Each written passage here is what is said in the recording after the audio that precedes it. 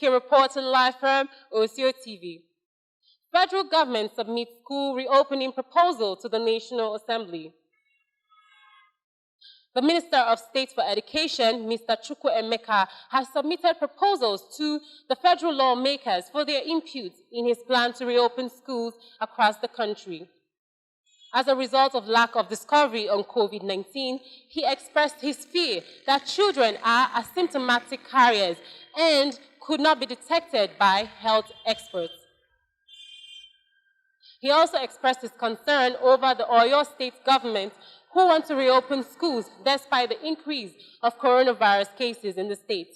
Also, Kogi and Cross River states are not in line with the NCDC on the issue of testing for coronavirus cases in their states.